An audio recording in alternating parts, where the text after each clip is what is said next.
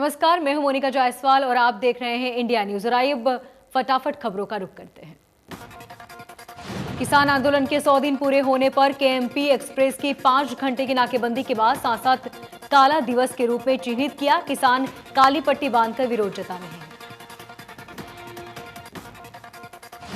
कृषि कानूनों का विरोध कर रहे संयुक्त किसान मोर्चा ने कानूनी पैनल से कहा कि दिल्ली के सभी प्रवेश द्वार बंद करेंगे, किसी का भी प्रवेश नहीं होने दिया जाएगा। ये जाम 5 घंटे तक का रहेगा। पलवल में धरने पर बैठे किसानों ने केएमपी केजीपी हाईवे जाम करने के फैसले को लेकर पूरी तैयारियां कर ली। संयुक्त किसान मोर्चा के आह्वान पर धरने पर बैठे किसान विरोध जताएंगे। किसानों के जाम को देखते हुए मौके पर अर्धसैनिक बल और पुलिस फोर्स तैनात की गई। मौके पर सुबह से किसान जुटना शुरू हो गए। किसान आंदोलन के 100 दिन पूरे होने पर संयुक्त किसान मोर्चा के निर्देश मुताबिक रानिया से सैकड़ों मोटरसाइकिल काले झंडे निकालकर रोष मार्च निकालते हुए सिरसा के लिए रवाना हुए। कृषि कानूनों को रद्द कराने के लिए किसान काला दिवस मना रहे हैं। सभी किसान अपने वाहनों और घरों की छतों पर काले झंडे लगाकर रोष प्रदर्शन कर रहे हैं।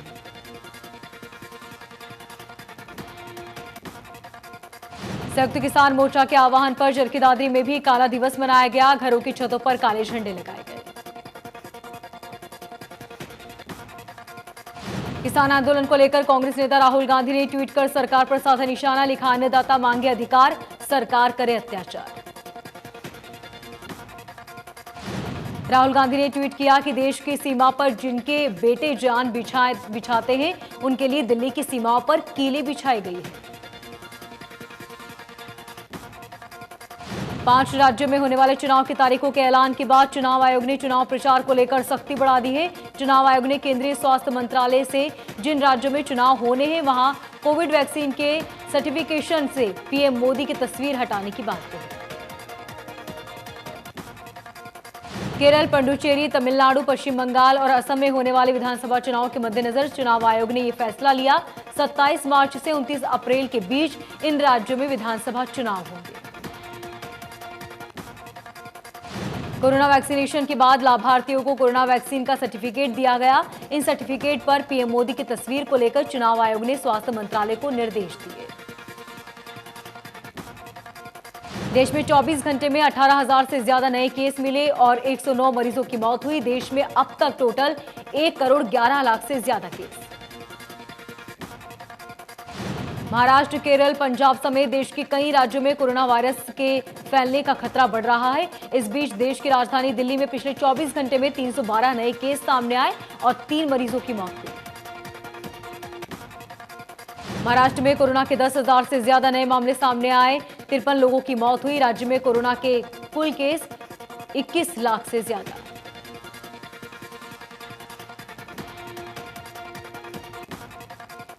कैथल के सरकारी अस्पताल में लोग कोरोना नियमों की धज्जियां उड़ाते नजर आए। अस्पताल में ज्यादातर लोग बिना मास्क के घूमते नजर आए। नूंह में जिला योजनाकार अधिकारी के नेतृत्व में करीब 15 एकड़ अवैध जमीन पर बने रास्ते और निर्माण को गिराया गया। पुनहाना में विभाग की तरफ से ये दूसरी बड़ी कार्रवाई की गई। कार्रवाई के दौरान टीम के साथ भारी पुलिस बल भी तैनात रहा। कार्रवाई से अवैध कॉलोनी बना रहे प्रॉपर्टी डीलरों में हड़कंप मच गया। डीटीपी टीम ने बिना विभाग की अनुमति के निर्माण कार्य करने पर कड़ी चेतावनी दी। पुनहाना में पिछले कई साल से बेखौफ प्रॉपर्टी डीलर कृषि योग्य जमीन पर अवैध प्लाटिंग कर भोले भाले लोगों को अपने झांसे में फंसा लेते थे, जिसकी शिकायत लगातार प्रशासन को मिल रही है। सरकार ने ग्रामीण इलाकों की महिलाओं को उज्ज्वला योजना के तहत घर घर में गैस कनेक्शन दिलवाए, लेकिन अब सिलेंडर के दाम बढ़ने से उज्ज्वला योजना धूल फाक रही है। बढ़े हुए गैस सिलेंडर के दामों से परेशान ग्रामीण महिलाओं ने दोबारा से चूल्हा जलाना शुरू कर दिया। उनका कहना है कि सरकार को लोगों के बारे में सोचना चाहिए और महंगाई पर लगाम लगाना चाहिए। महिलाओं का कहना है कि पहले ही बेरोजगारी है और फिर लगातार महंगाई बढ़ रही है। सिलेंडर के दाम आसमान छू रहे हैं। ऐसे में वो अपने घर का खर्च आखिर कैसे चलाए। कोसली के गांव में छेड़छाड़ का विरोध करने पर युवक पर हमला कर दिया गया। पीड़ित अपनी बहन को स्कूल छोड़ने गया था। उसी वक्त एक युवक उसकी बहन से छेड़खानी करने लगा, जिसका भाई ने विरोध किया। पीड़ित के विरोध करने पर आरोपी बैग से बर्फ तोड़ने वाली हथियार निकालकर उस पर हमला कर दिया और मौके से फरार हुए। पीड़ित की शिकायत पर केस दर्ज कर पुलिस पूरे मामले की जांच में जुटी। रतिया के गांव जाखंदादी और आसपास के गांव में तेंदुए की मौजूदगी से भय का माहौल है। गांव में घूम रहे तेंदुए ने लोगों पर हमला कर उन्हें घायल कर दिया। फिलहाल उनका इलाज जारी है। गांव में तेंदुए आने की सूचना मिलते ही ग्रामीणों के साथ साथ प्रशासनिक अधिकारियों में भी हड़कंप मचा। तेंदुए के ढूंढने की कोशिश जारी है, लेकिन अब तक तेंदुए का कुछ पता नहीं चल सका।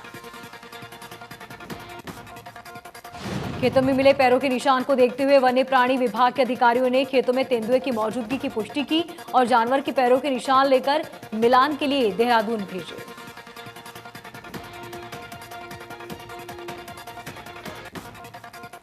शोक प्रस्ताव के दौरान विपक्ष सदन में किसान आंदोलन के समर्थन के संकेत के तौर पर काली पट्टी बांधकर पहुंचा था। स्पीकर के कहने पर विपक्ष ने काली पट्टी निकाली।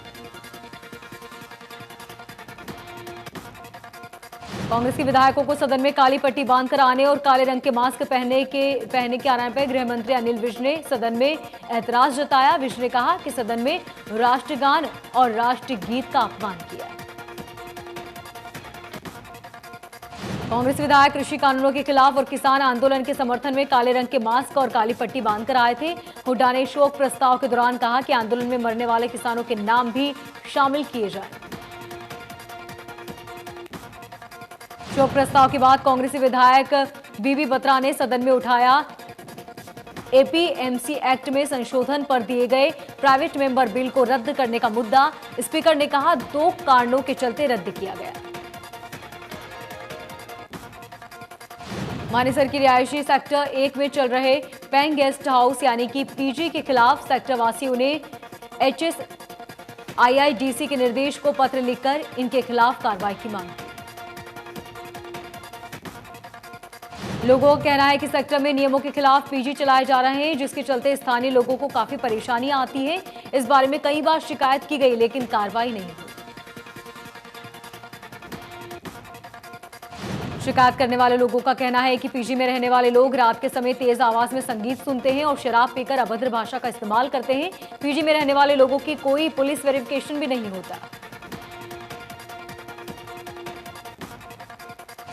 कुरुक्षेत्र में राजकीय आयुर्वेदिक कॉलेज में बंद करने के फैसले से खफा टीचर्स डेलीगेशन विधायक सुभाष सुधा से मिले। विधायक ने कहा कि बातचीत से हल निकालने की कोशिश करेंगे। टीचर्स का कहना है कि कॉलेज को यूनिवर्सिटी में बदलने का सिलसिला अपग्रेड की जगह डाउनग्रेड कवायद साबित हुई है। 3 साल में सिर्फ 4 दीवारी ही बन पाई है। रिसर्च के लिए सुविधा अब तक नहीं।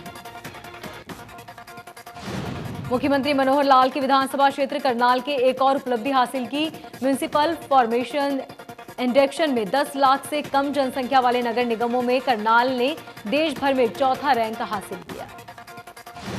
आवासीय एवं शहरी मामलों में मंत्री हरदीप पुरी ने इसकी आधिकारिक घोषणा की और वीडियो कॉन्फ्रेंसिंग के जरिए निगम आयुक्त को शुभकामनाएं दी। उपलब्धि के लिए निगम आयुक्त ने सभी शहरवासियों को बधाई दी। विधायक राजेश नागर ने तिगांव के राजीव नगर में जरूरतमंदों को कपड़े बांटे। कहा कि जरूरतमंदों की सेवा करना आम आदमी का फर्ज है और अपने समर्थों के मुताबिक हम जरूरतमंदों की मदद कर सकते हैं। विधायक नागर ने कहा कि किसानों के नाम पर विपक्ष लोगों को भड़काने की कोशिश कर रहा है, जबकि हरियाणा प्रगतिशील किसानों का हमदर्द राज्य बनकर उभरा है। किसानों को योजनाओं का लाभ मिल रहा है। सोना में अवैध वसूली और दबंगई को लेकर आढ़तियों का मार्केट विभाग के अधिकारियों ने लगाम कसनी शुरू कर दी। 6 आढ़तियों को नोटिस देकर उन पर पेनल्टी लगाई गई। विभाग के अधिकारियों ने बताया कि मार्केट कमेटी के नियम के मुताबिक 1962 के मुताबिक फीस और कमर्शियल आढ़तियों को लेना होगा। किसी भी तरह की शिकायत मिलने पर आढ़तियों के लाइसेंस भी रद्द किए जा सकते हैं। सोना में मासाखोरों की सब्जी आढ़तियों के खिलाफ लामबंद होकर शिकायत की गई, जिसमें उन्होंने आढ़तियों पर अवैध वसूली और पक्के बिल नहीं देने जैसे गंभीर आरोप लगाए। भुलाचिका में 24 वर्षीय युवक ने फांसी लगाकर आत्महत्या कर ली। युवक ने शमशान घाट में फांसी लगाई। आत्महत्या की वजह अब तक साफ नहीं हो पाई, पुलिस जांच में जुटी। करनाल के कोर्ट परिसर में एनडीपीएस एक्ट में आरोपी पेशी के दौरान फरार हो गया। आरोपी को कोर्ट में पेश करने के लिए लाया गया था, जहां से उसने पुलिस को चकमा देकर फरार हुआ। आरोपी को पकड़ने के लिए टीमें बनाई गई। आरोपी पर पहले भी कई बार एनडीपीएस के मामले दर्ज हैं। इस बार वो जमानत पर बाहर आया था, जिसके बाद पुलिस की गिरफ्त से बाहर हुआ और कोर्ट पुलिस उसे लेकर पहुंची। गुरुग्राम के खिड़की दौला टोल के खिलाफ लोगों का अनोखा विरोध प्रदर्शन देखने को मिला। लोगों ने टोल प्लाजा हटाने के लिए ट्विटर के जरिए विरोध जताया।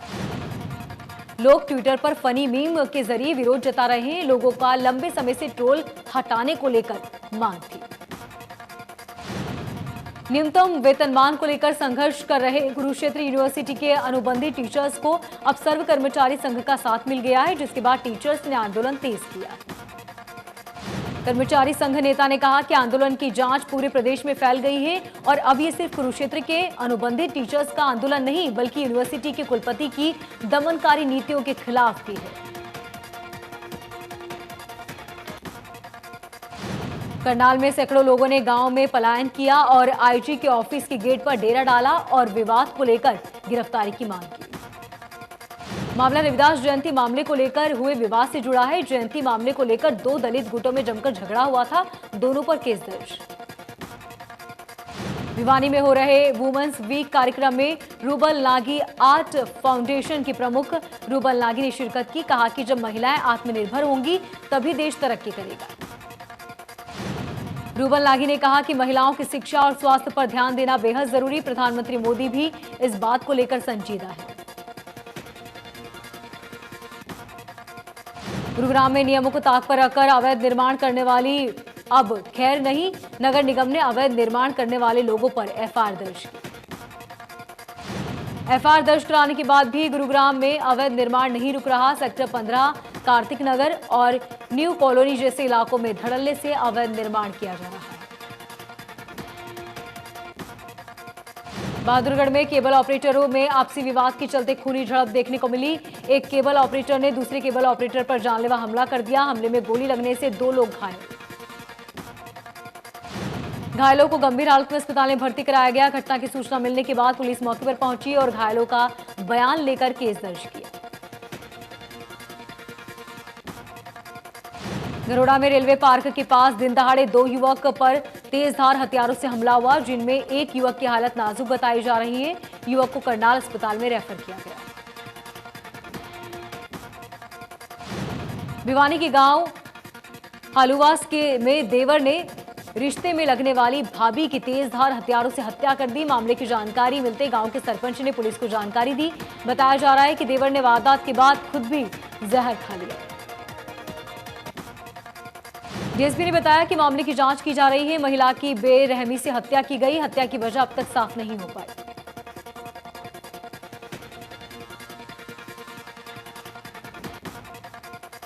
पलवल में तेज रफ्तार कहर को देख के चलते एक अज्ञात वाहन ने बाइक को टक्कर मार दी, जिसमें बाइक सवार पति पत्नी की मौके पर ही मौत हो गई। वहीं बच्ची गंभीर रूप से घायल हुई। सूचना के बाद पुलिस मौके पर पहुंची और शवों को कब्जे में लेकर पोस्टमार्टम के लिए पलवल के नागरिक अस्पताल भेजा और घायल बच्ची को निजी अस्पताल में भर्ती कराया। दोनों मृतक यूपी के कोसी के रहने वाले। राष्ट्रीय वॉलीबॉल प्रतियोगिता में हरियाणा की पुष्प टीम ने स्वर्ण और महिला टीम ने कांस्य पदक जीतकर एक नया इतिहास बनाया। पहली बार दोनों ही टीमों ने प्रदेश के लिए एक साथ पदक जीते। टीमों के कोच राहुल ने बताया कि तमिलनाडु वेल्लोर में 24 से 28 फरवरी राष्ट्रीय वॉलीबॉल प्रतियोगिता का आयोजन हुआ, जिसमें हरियाणा की टीम के भारतीय खेल प्राधिकरण में 4 खिलाड़ियों ने अपना बेहतर प्रदर्शन किया। कालवाली में अंकुश प्रजापति के हत्यारों पर 1.5 महीने बाद भी कोई सुराग नहीं मिलने पर रोष जताते हुए रहवासियों ने कैंडल मार्च निकाला और हत्यारों की गिरफ्तारी की मांग की। वार्ड नंबर 3 में महावीर प्रजापति के घर पर हुई डकैती के बाद पीड़ित परिवार की मदद के लिए जा रहे 20 वर्षीय अंकुर प्रजापति के हथियारबंद लुटेरों ने गोली मारकर हत्या कर दी थी। गोहला चिका में इंडिया न्यूज हरियाणा की खबर का असर देखने को मिला। जिला मौलिक शिक्षा अधिकारी ने बिजली बिल भरने के लिए बजट जारी किया। बिजली बिल न भरने से सरकारी स्कूल के मीटर का कनेक्शन काट दिया गया था। पिछले 3 महीने से बच्चे अंधेरे में रहने को मजबूर थे। फरीदाबाद में 4 विधानसभाओं को जोड़ने वाली सड़क का हालत खस्ता हुई। इस सड़क में लोगों के बीच खूनी सड़क के नाम से भी जाना जाता है, जिसकी मरम्मत की मांग को लेकर अनशनकारी बाबा ने 3 दिन सांकेतिक धरना शुरू कर दिया। पहले दिन धरने में बाबा के साथ स्थानीय लोगों के साथ कई संस्थाएं गणमान्य शामिल हुए। बाबा ने कहा कि इस टूटी सड़क को बनवाने के लिए पार्षद से लेकर विधायक, मंत्री और छोटे अधिकारी से लेकर बड़े साहब तक सभी से गुहार लगा दी, लेकिन कोई संतोषजनक जवाब नहीं मिला। उन्होंने कहा कि जब फैसला लिया गया है कि 3 दिन के सांकेतिक धरने के बाद भी प्रशासन के कान में जू तक नहीं रहेंगी, तो सोमवार से अनिश्चितकालीन धरना प्रदर्शन किया जाएगा। ये सड़क 4 विधानसभा क्षेत्रों को जोड़ती है, जिनमें से 3 विधानसभा सीटों पर सत्ता पक्ष का कब्जा है। हार्डवेयर चेक के प्याली चेक तक की सड़क पर एक बार फिर लोगों का हादसे का शिकार बन रही है। सड़क की वजह से गर्भवती महिलाओं और बीमार लोगों को अस्पताल ले जाने में काफी परेशानी होती है।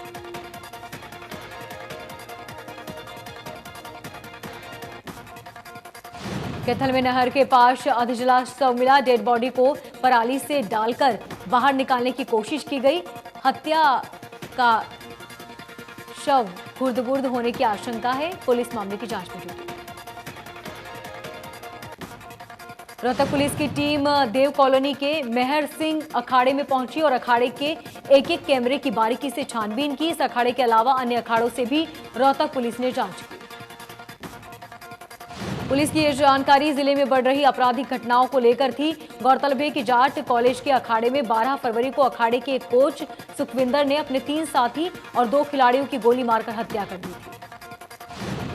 एसएसपी नरेंद्र ने बताया कि जिस तरह से जिले में आपराधिक घटनाएं लगातार बढ़ रही है, उससे मद्देनजर रोहतक जिले के सभी कुश्ती अखाड़ों की जांच की जा रही है। हालांकि तलाशी में कोई भी संदेहजनक सामान नहीं मिला। पानीपत के गांव बापौली में रसलापुर के बीच सड़क की खंबे में टक्कर लगने के कारण खंबे से करंट आने से एक युवक झुलस गया और युवक की मौके पर ही मौत हो गई। मृतक भालोर गांव का रहने वाला था, जो शादी विवाह में वेटर का काम करता था। टक्कर इतनी जोरदार थी कि युवक बाइक से उछलकर सीधे तार से जा टकराया। फरीदाबाद में वैक्सीनेशन को लेकर अगले 1 हफ्ते में 49 सरकारी और 32 प्राइवेट सेक्टर में सेंटर चलाए जाएंगे। Civil surgeon doctor Randeep Punia ने ईटीवी भारत हरियाणा से जानकारी दी। उन्होंने कहा कि तीसरे चरण में लगाई जा रही वैक्सीन के लिए 49 सेंटर बनाए गए हैं। आने वाले 1 हफ्ते के अंदर इसे और बढ़ाया जाएगा और कुछ सेंटर प्राइवेट सेंटर को भी दिए जाएंगे। अगले हफ्ते तक फरीदाबाद में 49 सरकारी और 32 प्राइवेट सेक्टर में वैक्सीन सेंटर होंगे। वहीं डॉक्टर रणदीप पुनिया ने बताया कि अगर प्राइवेट सेक्टर के लोग वैक्सीन लगवाते हैं तो उन लोगों को शुल्क भी नहीं देना होगा। डॉक्टर रणदीप ने बताया कि अगर प्राइवेट सेक्टर में भारत सरकार द्वारा तय की गई राशि से ज्यादा फीस वसूली जाती है तो इसकी शिकायत आप कर सकते हैं। पृथला में राष्ट्रीय राजमार्ग पर गांव केली के पास फ्लाईओवर की वन साइड बंद कर दी गई। बताया जा रहा है कि पुल की वजह से वजन सहने की वजह से क्षमता की जांच नहीं थी। इसी के चलते पुलिस ने पहले ही रूट डाइवर्ट करने की एडवाइजरी जारी की थी। वल्लभगढ़ बाईपास के केली मोड़ पर राष्ट्रीय राजमार्ग पर फ्लाईओवर का दिल्ली से मथुरा की तरफ जाने वाला रूट सुबह बंद कर दिया गया था। मिली जानकारी के मुताबिक पुल की वजन सहने की क्षमता ज्यादा नहीं थी। इस वजह से किसी भी अप्रिय घटना को हो सकती थी, जिस वजह से पुलिस ने निर्णय लिया। पुल पर करीब 6 से 8 टन वजन के साथ 5 ट्रक और एक क्रेन खड़ी की गई ताकि इसकी क्षमता की जांच की जा सके, जिसके बाद दिल्ली से मथुरा की तरफ जाने वाले रूट खोल दिए गए ताकि राहगीरों को किसी तरह की दिक्कतें ना हो। फरीदाबाद में रेत से भरी ट्रैक्टर ट्रॉली पलटने से बुजुर्ग महिला और बच्चा दब गया। हादसे में बच्चे को बचा लिया गया, लेकिन बुजुर्ग महिला की हालत गंभीर है। दरअसल भड़ाना चौक के पास गली नंबर 7 में रेत से भरी एक ट्रैक्टर ट्रॉली सीवर का ढक्कन टूटने से पलट गई, जिसके चलते एक महिला और बच्चा दब गया। आनंद फानन में वहां मौजूद लोगों ने बच्चे को बाहर निकाला, लेकिन बुजुर्ग महिला की हालत गंभीर है, जिसे अस्पताल में भर्ती कराया गया। बुजुर्ग महिला की हालत फिलहाल नाजुक बताई जा रही है। मौके पर मौजूद शख्स के मुताबिक महिला किराने की दुकान पर खरीदारी करने आई थी। इसी दौरान एक रेत से भरी ट्रॉली वहां पहुंची और दुकान के सामने सीवर का ढक्कन टूटने से पलट गई। अगर आप ऑनलाइन शॉपिंग करते हैं तो आप सावधान हो जाइए। फरीदाबाद के साइबर टीम ने 3 साइबर ठगों को गिरफ्तार किया, जिनके पास से 50 डेबिट कार्ड, 2 स्कीमर डिवाइस बरामद किए गए। पुलिस के मुताबिक आरोपी अब तक 20 लाख रुपए से ज्यादा की धोखाधड़ी कर चुके हैं। दुकानदार पर बड़े बड़े शॉपिंग मॉल पर काम करते थे, जहां आए दिन ग्राहकों को शॉपिंग के लिए डेबिट कार्ड के स्विप कराना पड़ता था, जिसके जरिए क्लोन बनाकर ग्राहकों से पिन लेकर उनकी जानकारी ले लेते थे। पुलिस के मुताबिक उन्हें फरीदाबाद साइबर क्राइम को शिकायत मिली थी कि शिकायतकर्ता के अकाउंट से 3,40,000 रुपए उड़ा लिए हैं। पुलिस ने ठगों के पास से लाखों रुपए बरामद किए। फरीदाबाद के सेक्टर 51 में बुलेट बाइक चोरी करने वाले 2 चोरों की करतूत सीसीटीवी में कैद हुई। पल्ला थाना क्षेत्र के बीती रात को 2 चोर बाइक चोरी करने की रैकी कर रहे थे। अंधेरे का फायदा उठाते हुए एक घर के बाहर खड़ी बुलेट बाइक को चुरा लिया। जैसे ही बाइक के मालिक गोविंद सिंह ने बाइक आकर देखी तो उनके होश उड़ गए। फरीदाबाद के बड़ौली पुल के पास आगरा कैनाल में एक शख्स का शव मिलने से हड़कंप मच गया। मृतक शख्स की अब तक शिनाख्त नहीं हो पाई है। पुलिस ने शव को बरामद कर पोस्टमार्टम के लिए भेज दिया है। शव को फरीदाबाद के बादशाह खान अस्पताल में रखवाया गया। वहीं पुलिस अब मामले की जांच में जुटी।